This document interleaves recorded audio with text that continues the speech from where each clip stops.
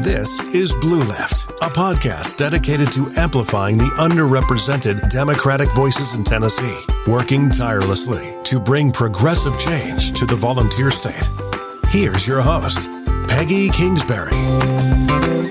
That's right. From grassroots organizers to community leaders, from urban centers to rural towns, we'll highlight the diverse perspectives and powerful voices that often go unheard. Join us as we lift up the blue wave and shine a light on the path toward a more inclusive and equitable Tennessee. Again, I'm your host, Peggy Kingsbury, and this is Blue Lift, where every voice matters. Let's get started. Friends, I am pumped today. I have got an exciting guest. We have Dr. Rod Berger with us, and I just feel so honored that he's taken time out of his super busy schedule to be with us. He's got a big fat resume, and I'm not going to read the whole thing because the whole podcast would be about all the things Rod has done. Please don't do that, Peggy. Yeah, but let's start with a few highlights. Rod is an editor-at-large at Fair Observer. First and foremost, Rod and I are friends, so I'm introducing my friend here. Rod really loves storytelling, and he has done a lot of keynote speeches as well as a TEDx about storytelling. He's contributed to Forbes and Entrepreneur magazine for over a decade, and he hosts a podcast, Headroom, with Dr. Rod Berger. Rod has interviewed about 4,000 people, and he has interviewed folks like Magic Johnson, a UFC Hall of Famer, Khabib. Rod, you got to help me with that guy. Nurmagomedov. Yeah, okay, that's the guy. NBA Hall of Famer Charles Barkley. I know how to say that one. He's also talked with Deepak Chopra. He's talked with archaeologist Dr. Lee Berger. Now, is he related to you? No relation. I listened to that one, and that one was fascinating, actually. He has also done a lot of world traveling. He's been to Sub-Saharan Africa, the Middle East, Sweden, Norway, Toronto, Miami, and Los Angeles. There's kind of a Johnny Cash song about that. You've been everywhere, man, hadn't you? It feels like that. And he's covered stories about innovators and change makers, and that was really a lot of what his first TEDx talk was about. And I foresee another TEDx talk in your future, maybe a TED Talk, removing the X. I'm going to speak that into the universe. I what like do you that. think? Okay. I like that. All right. You visited with the Pope and UN officials in Rome to discuss global refugee crisis. And I know you have spent some time with WaterAid Sweden talking about water insecurity. We're going to talk a little bit more about that. In the midst of all of that, you found time to be a guest lecturer at Vanderbilt University's Owen Graduate School of Management. That's where my stepson Ben graduated from. And you are currently working on a television show with the Jim Henson Company. And I would love to know more about that, but I don't think you're going to tell us, are you? No, I can't do that today. All right. Well, as soon as I find out, I'm going to tell. You have received Pangea Education's inaugural International Prize for Literacy Award in late 2023. And as I said, you're an editor-at-large for Fair Observer. You have a bachelor's degree from Michigan State University. There's some green and white going on over there, huh? There is. Yeah, a lot of that. There's a lot of Spartans down here in Tennessee, too. Oh, is that right? Yeah. Oh, cool. Do y'all get together? Since I'll say sure. No, I actually don't, and I should. Yeah. So there is a group, you just don't participate.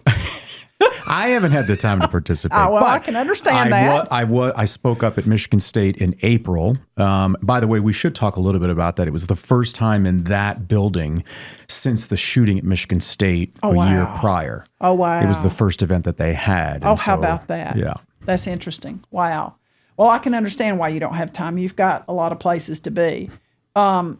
And you do have a bachelor's degree in psychology, and then you also have a doctorate from Phillips Graduate University, a doctorate of clinical psychology. That's correct. All right. Well, I used to think that I was weird, but now I have changed that. I don't use that word so much anymore, but I'm sure as a clinical psychologist, you would probably like to pick that apart, huh? So I want to start talking about your love for story. And I watched your TEDx, and you talked a lot about how stories influence our lives and how important they are. And, I was really struck by how stories are important for families and for individuals, and then for companies, and then for large groups, and then for countries and populations of people. And I've heard you say that literacy and stories are intertwined. Now, we've had some issues with literacy here in Tennessee. Not that Tennesseans can't read, they can. They just can't read everything they might want to read if they're in school. Talk to me a little bit about how stories and literacy are intertwined.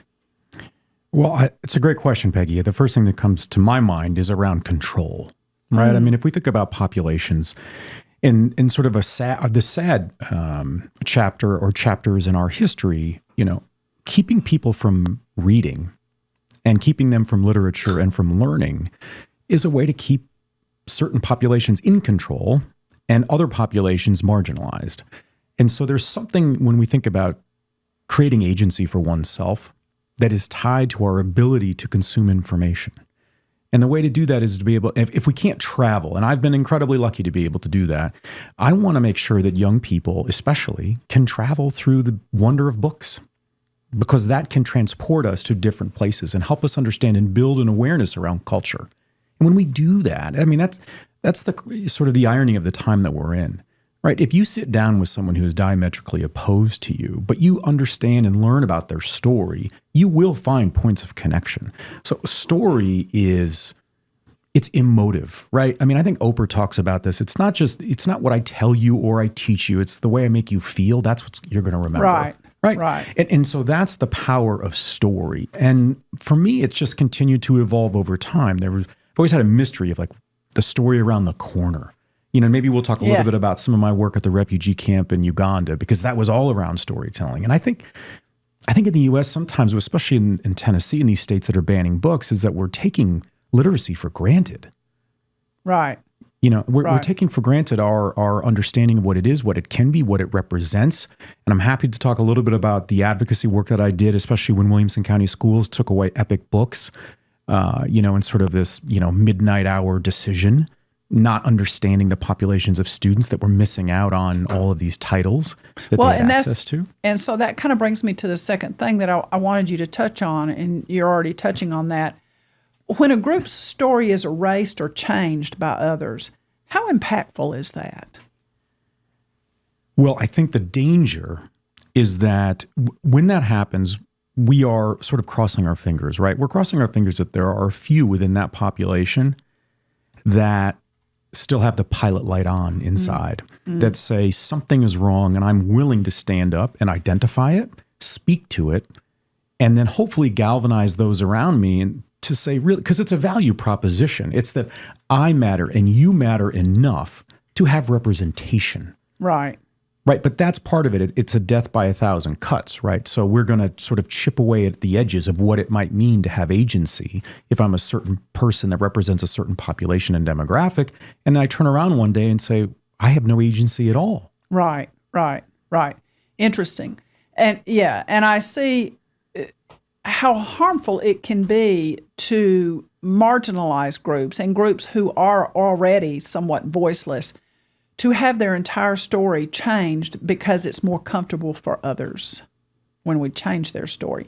And you brought up that epic reading thing. Now, I don't have kids in the schools here, but I think the point that I want us to discuss is really important. The Tennessee legislature passed a law, like they love to do, that was problematic, like they love to do. And schools then had to react to this probably the best way they knew. And then also they had coming in their ears constantly people yapping about things they would consider filth in our schools, which didn't exist. But the schools, many of them sort of overreacted to this. Tell me briefly, what is EPIC, that reading system? And was this during COVID that some of this happened, I believe? Did it happen? I think it was post-COVID. Okay, so the students were back in school. I believe so, yes. I mean, look, here was my experience of it. I received a phone call about it. And because of my work in the media and in working in the education space, I had a direct line and reached out to EPIC when it happened. And what is EPIC? EPIC is, think of it like Netflix. Gotcha. Right, but for books. And I think at the time they had between 50 and 60,000 titles. And our students had access to that. Students had access, and the entire time parents had the freedom to be able to basically take books off of what their children would have access to. In the same way, I mean, how many families have Netflix? How many Right. families allow their kids on YouTube, right? I mean, this is sort of the irony in all of this. And through that process, I decided to make a quick phone call. And in short order, I was on with the CEO of Epic. And, he shared with me that they had never, I think it was in the 9-year history of Epic, not one school district had ever done this before, right? So wow. That tells me something. I'll speak just for myself. And so the Williamson County School District did what to Epic? They basically turned it off. And what was their reasoning for that? Well, their reasoning was the same reason why they're banning, physical books. That there was a title or two or whatever the list was. I don't want somebody listening to this saying that I gave some specific number of books that they deemed inappropriate. So it's like if there's one book in the library you don't like, close the doors, lock the place down. Basically, and what they didn't realize is a significant portion of the user base of Epic are kids with special needs in their families. Oh wow. But they never thought about that, right? Right. And so it's sort of, are we responding out of fear? Yes. Are we taking action based on information? No. No. And so basically then, I mean, this is where I do think, the media gets a bad rap, and deservedly so, in a number of arenas. But when I got that information and had that conversation with the Epic CEO, I didn't know what I could do. But what I did do was, and it's something that I, as a resident, I'd like more people to do, which is to find a way to find your voice. Not everybody has to be like you, Peggy, or anybody else that's sort of out in public with their voice, but to be able to find what they're comfortable with, Right. and represent their position, and to do so, I think, in a respectful manner. And so because of my work in the media and the relationships that I have, I composed a letter, and I did the opposite of what normally happens. Normally, a concerned citizen will send an email, and they will not include they won't include sort of an ecosystem that is balanced. And so oftentimes those emails get dumped because, True. I'm emailing you, Peggy, and I'm upset, but I'm only emailing you, and you can make the choice to either address it or ignore it. I did the opposite. I included all the school board members. I included other leaders here locally. I included media members, not just locally, across the state and across the nation, and nobody was BCC'd. And I drew attention to that in the email that I sent. And then I had an NBC producer locally call me, and he said, I don't know how you know it, but that's exactly how you have to do it. And I think within 6 days, Epic got turned back on. Oh, wow. Wow. But I would assume then that many families, perhaps your own, lost some faith in the school system at that point. Oh, absolutely. I mean, that's maybe a bigger and deeper conversation about just the school board in general. But here's what I would say as well. With any school district, I think that we as citizens lack the important information about how a school district operates. True. We think at face value, if you live in a highly what you perceive to be resourced community, then that should be reflected in the opportunities that your children receive within a given school building, within that district. That would make sense. Well, go down to Williamson County Schools and ask them how much they get for every tax dollar that comes in, and your jaw would drop. And so they're put into an incredible bind. Right. This perception that they have the ability to offer the best and brightest programs, but yet they don't have the resources to be able to do that, to backfill that with staff. And I saw that with my own family. My son was getting pulled out for extra and exciting curriculum around math and science because he did quite well in that. And gradually they started pulling it away. And there was this notion of, well, do we have the resources? Do we have the money anymore? And that's when you start to say, well, there's a reality. There's a perception and there's a reality. Right. And you would think that in a place like Williamson County, which is the wealthiest county in the state, and has arguably the best school system in the state, that we should truly have the best schools. And, one wonders, is that ranking because the parents are really pulling an extra heavy load? But I would challenge that notion. Look, this is where I think that we struggle with balancing sort of what we hope for and what the reality is, right? So the notion for decades has been that Williamson County Schools is the best. And I want that because it supports Sure. our local economy. Yes, it does. But I also know that when I started speaking up and advocating around some of the challenges tied to Williamson County schools, I won't tell you the number of people that independently, who I've never met, reached out to me, instant messaging me through every social platform, employees of Williamson County schools, telling me how the culture of the district had changed so much. I had one woman that said to me in her note, I am typing my resume to you on my phone in a parking lot crying because I've got to find somewhere that doesn't impact my well-being, my family, because the culture has just taken a nosedive. Wow. And so I think it's really easy. Like I can say to myself, oh, wow, we have good test scores or we don't, or whatever it is and where we rank in the state. But we're still, when we talk about rankings, we can go to voter engagement. Tennessee Sure. is Last, right? So we may think we're the best in something, but it's all relative to the position to other districts like us, to other states that have a similar profile. There's a lot of work that needs to be done. And now would imagine we might get into it, but we've got the school board here in Williamson County and the challenges there and where that's going. I mean, you and I were there during the city council meeting. yes. Or the commissioner meeting, right? When there was some tomfoolery going on and the way in which we want to manipulate psychologically the voter. That's tommyfoolery. That is tommyfoolery. For those in the know, you'll chuckle at that. Well, and so that brings me really to the next area that I want to discuss because you've done a really good job of summing up what is. And I'm always curious about why it is. And I read a quote of yours that I want to read, and it really makes me understand a lot about why it might be, but I want you and I to discuss that. So here's what you wrote. I can't remember where. Often we're faced with difficult decisions in our lives. When we sit down and explore our choices, we are often left with a sinking feeling that somehow we will get in our own way. I am dedicated, Rod is dedicated, to working with others to tell their stories of triumph and peril and to explore who they have been protecting ultimately and what they are in fear of that has presented their current circumstance.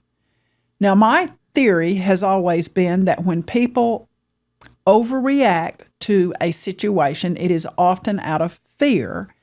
And I think a lot of the current atmosphere that we're in, as far as people who are trying to control our schools and control what our children read and claim that there are cat litter boxes in the schools and that, teachers are groomers and all of that, that's driven by fear. What do you think?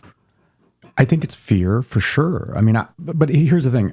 I would also add to that, Peggy, that I think it's just been here all along, right? Really? Yeah, I just think it's perspective. I mean, why could I not? I wasn't born in the South. I was raised in Detroit. Why could I not come down and think that the same type of it's like you're leading me in a direction that you would like me to go in. You're leading me in a thought process. We're in the Bible Belt, but that's changed dramatically. I remember when I was here in the mid-90s and I was visiting a family member and I went to someone's house. Before I walked across the threshold, the owners of that home asked me where I went to church. That was a brand new experience for me. And yet it also sent me information. It sent me a message.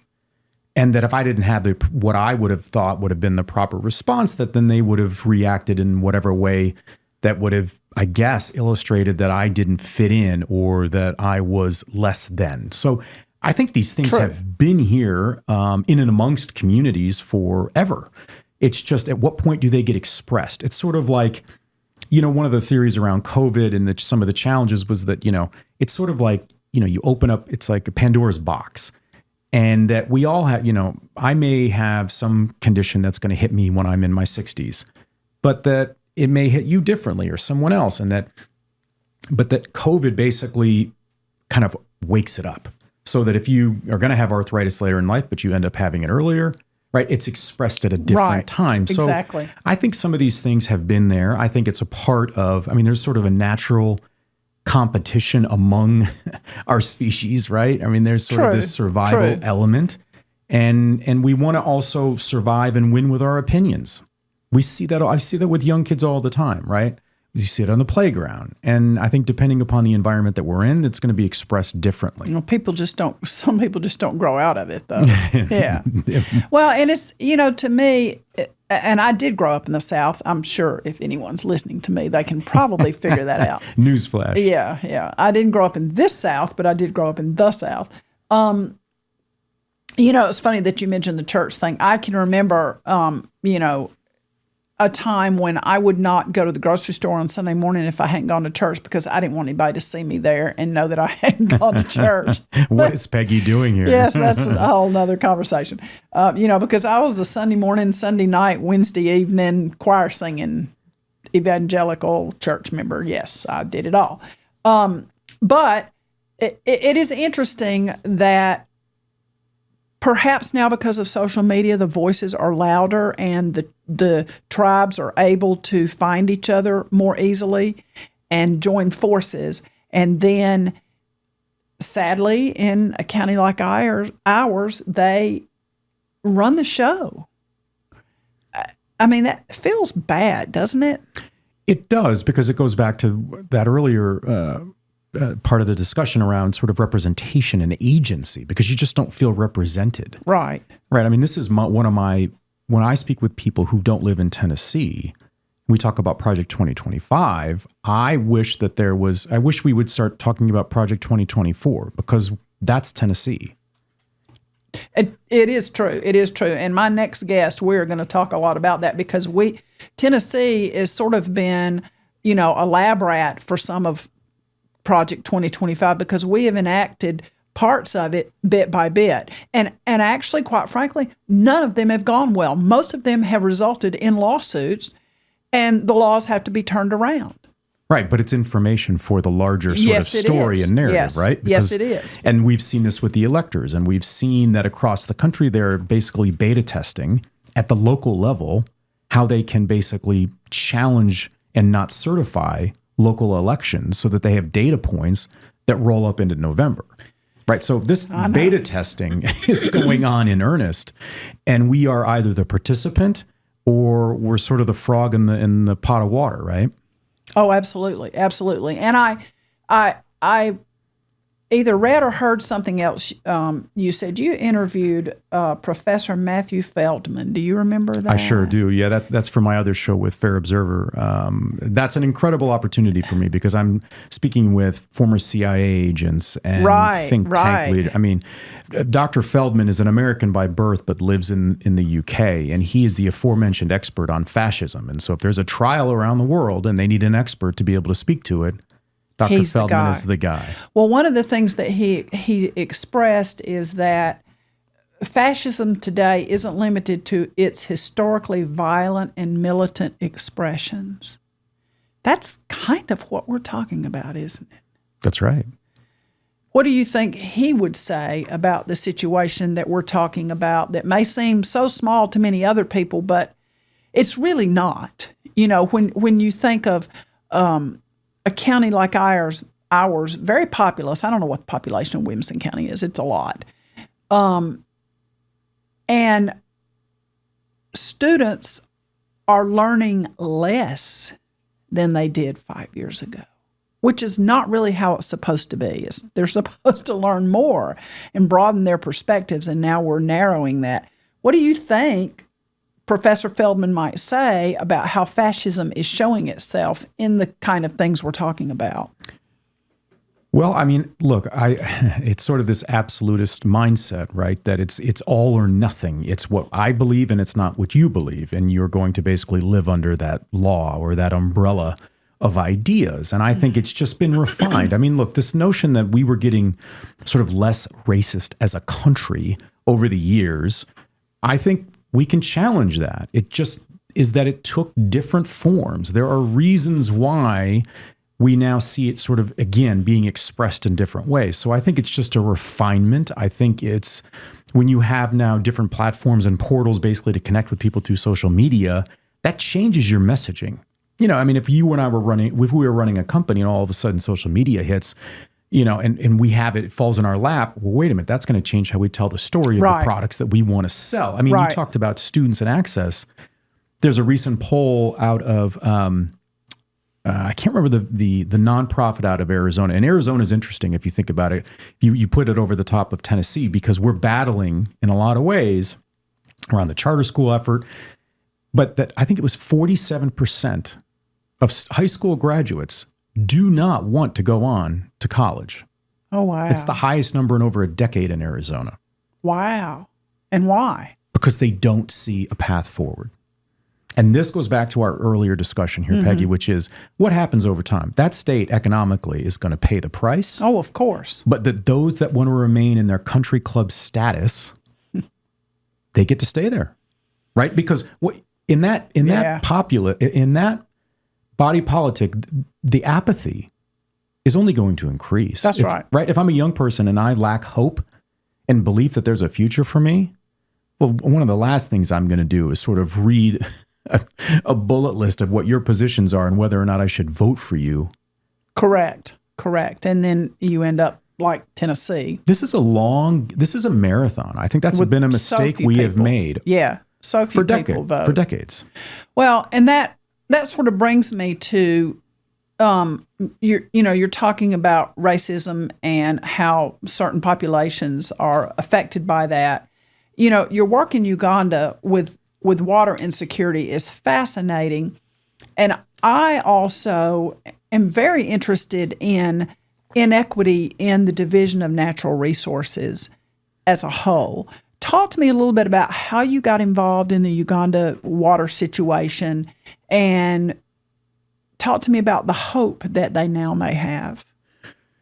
Well, the story of how I got involved, it's a bit of a circuitous sort of path, because my first trip to Uganda was with an NGO, Pangea Education. And basically the premise of Pangea is that, look, when you go to the developing world, a lot of the books that young people have to read, they're from the West. Right. So children see images of other kids that look nothing like themselves or their neighbors or their family members. And so there has to be some long tail impact negatively on their own self-concept. Yes. And so Pangea has done this amazing work where they work with, they are there, and they work with writers and artists to be able to write and publish books that reflect the local community. And they played a significant role during COVID to help local villagers understand, hygienic practices and ways in which to try to curb it and these sorts of things. So when I went there, I was at a refugee camp, the Mvepi refugee settlement, 70,000, mostly South Sudanese. And I was there to study. They were talking about Eastern African folklore stories that have lasted for generations. Those kind of things are so rich. Unbelievable. So rich. And what you find is that basically all the stories are all characters that come from the animal kingdom. And I talked about that in my TEDx talk in a couple of different spots, but there's always this element of the hare, right? The rabbit, yes. right? Yeah. And how the hare represents the native. And when they were being colonized by European nations, and what was the impact, right? And also being very aware that the way in which a story was told, it wasn't that they were being devious. They were looking out for survival, for representation. Right. Right. And finding ways. And so that was very impactful for me. And as things go, when you spend time with one group, you meet other groups. And I had been in Stockholm, Sweden for some other things. And I met some folks at a foundation that were working with WaterAid. And they wanted to see if I could capture some stories. And so that's how that relationship started. But I will tell you that the lesson, and I'm going, I'll be back there shortly, is that, this is a great example, actually, when we're with the things that we're talking about, whether it's banning books or, voter rights and gerrymandering and all these other things. It's that we see water and we see it marketed as something that quenches our thirst. We see it as a nice to have. We see it in abundance. Oh, yeah. Right? Flavored, fizzy, flat. All of it. Right. So it has if it's a character in a story, it's one of abundance. True. The well is always full. True. We are not limited to 3 wishes to the genie, right? Yeah. Okay. But in other parts of the world, water is plays a very different character and role in that larger story. And primarily, this gets back to control and sense of agency, because when I think of water now, and I'm preparing now, I'm speaking in front of the Crown Princess, the future Queen of Sweden, about this. It's about girls. It's about the trajectory of young women in these countries. Because who hauls the water? Well, it's who hauls the water. It's that you have no infrastructure for your restroom facilities. Right. There's an academic cliff that happens when a young girl starts to menstruate. The shame factor that she has to leave school and go home. Right. What happens over time is you start to say to yourself, I don't think I want to go back and experience that.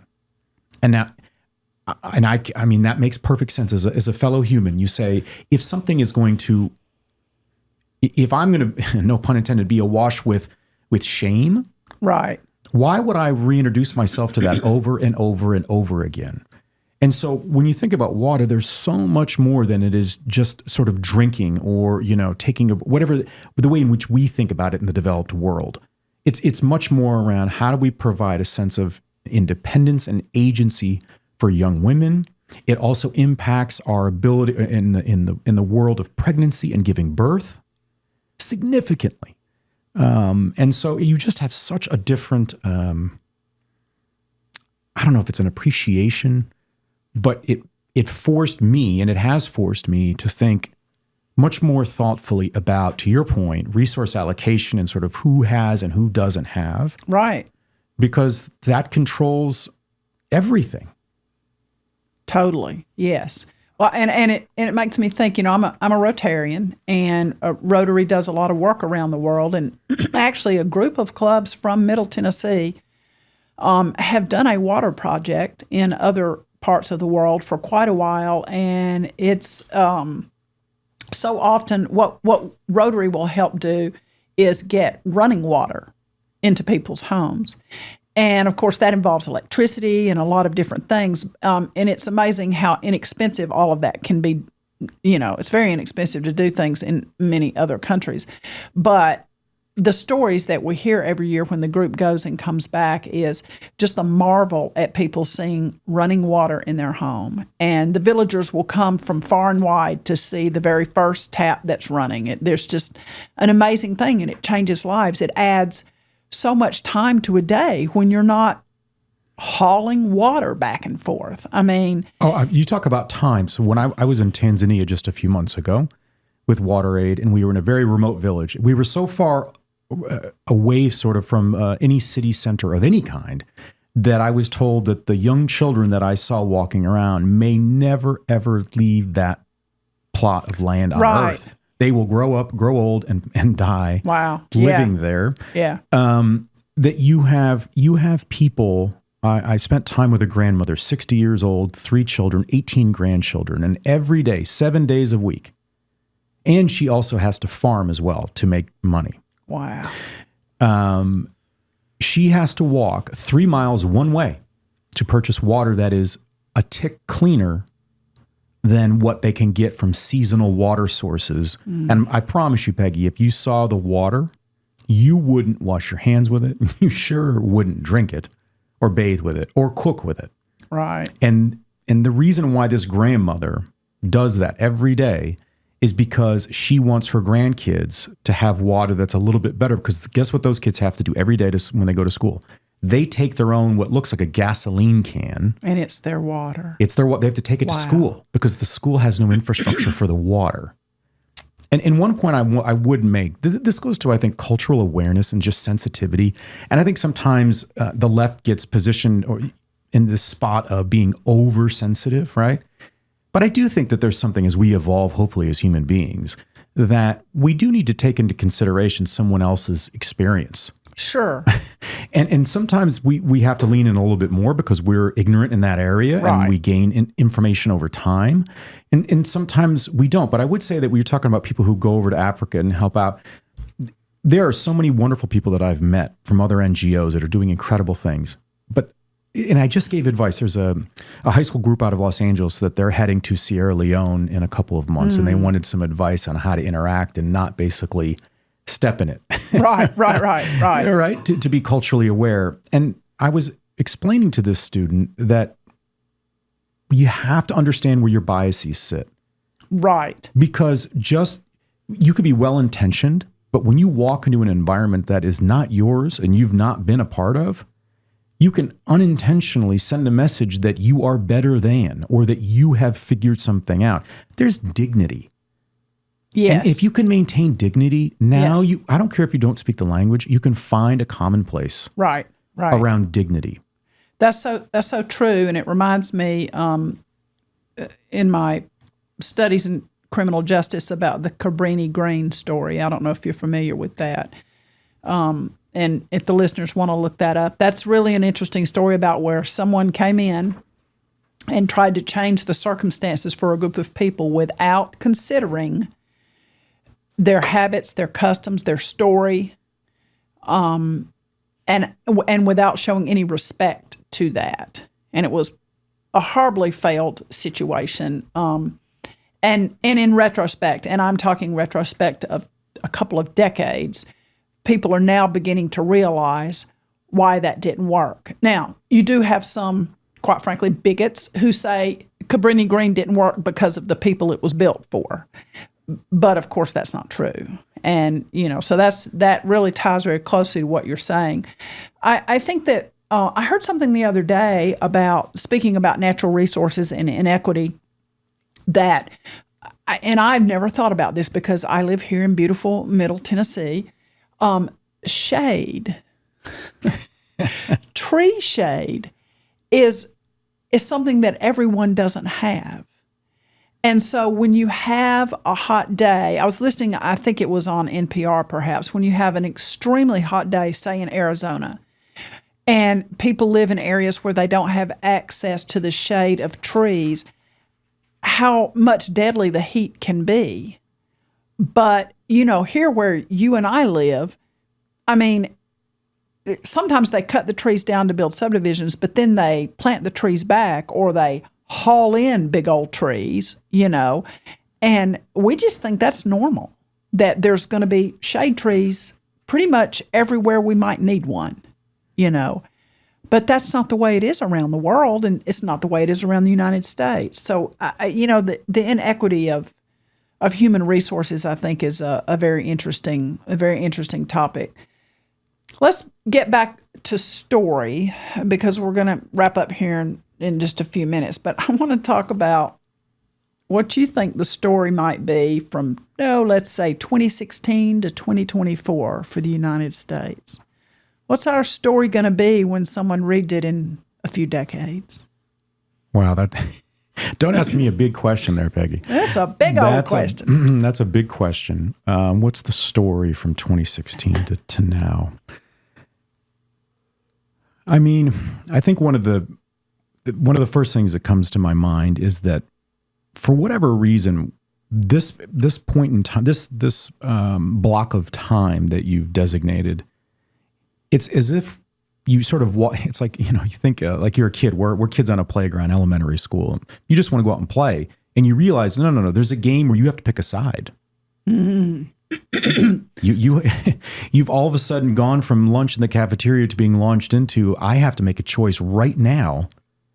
And basically, what's baked into that is, who do I like more, right? Which side has a friend that I am closer to? And do I send a negative message if I choose, in essence, what might be the wrong side? Oh, those are definitely parts of the story, picking sides and the definition of right and wrong. Yeah, because if from a story perspective, it's that once you've picked a side, I don't know why, and I'm not a gamer by any stretch of the imagination, but when I hear kids talk, or if I'm doing a carpool for my son's soccer team and those sorts of things, the stuff they talk about, and it's like in gaming, well, what did you basically, what did you get? How many jewels? Like the things that you can add to your character. And it's like, if you've picked a side, all of a sudden, that side has its own wardrobe. It has its own sort of talking points. I mean, it's really like a persona, right? In sales, you talk about a buyer's persona, right? You want to establish the different types of people that may or may not buy your product or solution, and then you kind of create language that would then fit that path, right? That runway.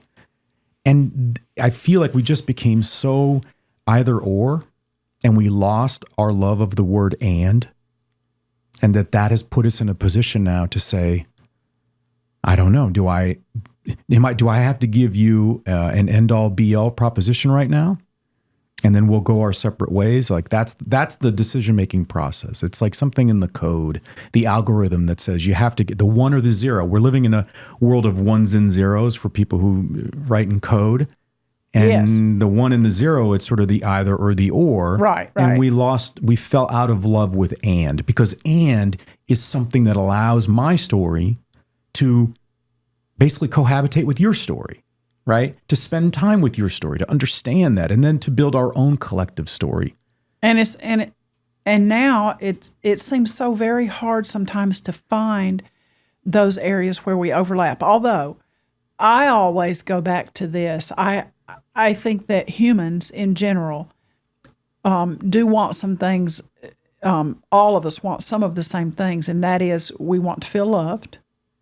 We want to feel safe, and we want that for the people we care for. And, one would think, when this story is told in 2 or 3 decades, one would think that those similarities would be enough to create overlap so that we could actually have convivial discourse about these things. But that seems to have gone away. I can remember my parents and their friends discussing politics from time to time, and it never got ugly. Now, there was this unfortunate incident with Nixon, and that was really a whole different kind of time in the United States. And it was very strange in our house because my brother was in Vietnam, and then the Nixon thing was going on. My father talked about Nixon so often, and he called him that damn Nixon. I thought his first name was Damn for the longest time. I really wasn't sure. But even still, there was not this hatred for the other side.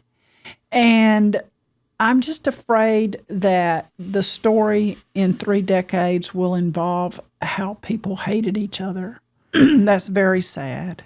Well, and I would say that sort of the unindicted co-conspirator in all of this is our education system. Because I think we've gone decades thinking that we've got it right, but we have done an absolutely terrible job in helping young people matriculate through a system that supports independent thought and debate. Right.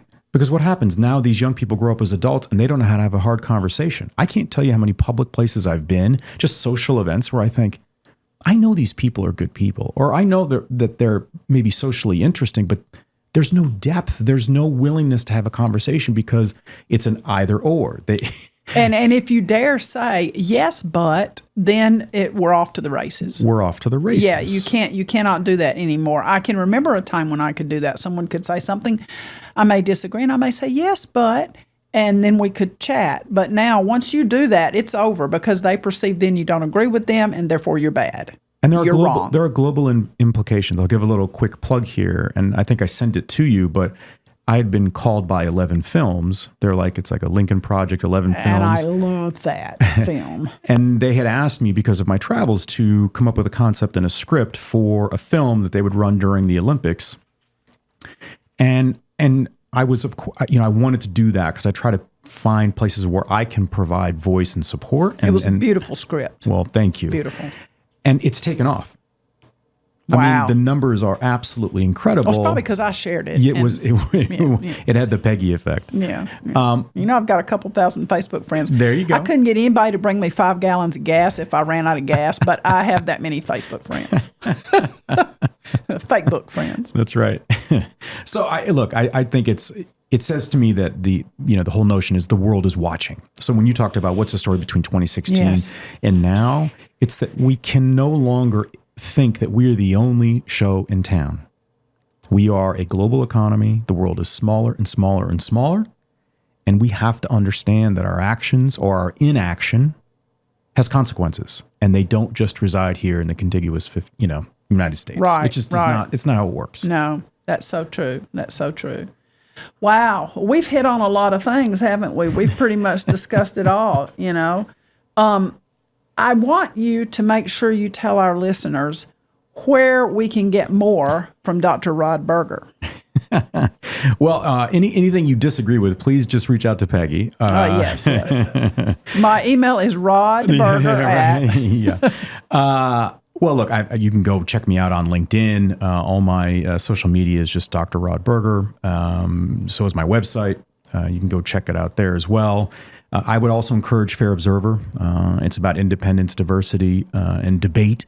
And it's got the writers are absolutely incredible, Peggy. So for people who are looking for global topics, you've got prime ministers, current and former, that write for the publication, CIA agents, MI6, and an unbelievable list of folks. So I would encourage that, just fairobserver.com.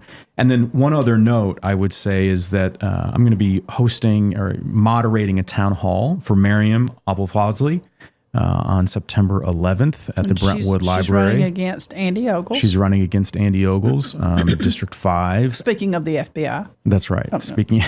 I'm going to let you take that one. But tell me about your podcasts. So I have a couple of podcasts with the Dr. Rod Berger Show. You can, wherever you find your podcasts, that's the Fair Observer folks, right? That's the Dr. Matthew Feldman and these sorts of folks. The one that and because your brother was in Vietnam, my very first one with David Holdridge, a Vietnam veteran, is one of the most powerful, I think, that I've ever been able to be a part of. Oh, wow. I don't think I've listened to that one. I'll give that a listen. It's the inaugural episode. And then Headroom. Headroom is the place where I get to dive in. A recent one was with Pulitzer Prize winning journalist Karen Klein and her new book, Deepak Chopra, athletes, you sort of name it. It's a broad spectrum, because I think everybody has a story. Right. And if I can help to extract a story from somebody that helps you relate to them, we've made a connection, whether that's in person or through the beautiful sort of technology of podcasts. Thank you so much for being here. Thank you for your advocacy and for being a voice that a lot of people resonate with. It's important. Well, and likewise. I want to thank everybody for listening today. And I'm always told by my producer that I'm supposed to say, like, share, and subscribe. So, the whole podcast thing. Blue Lift is a place where every voice matters. So friends, find your voice and just know that it matters. Thanks for joining us.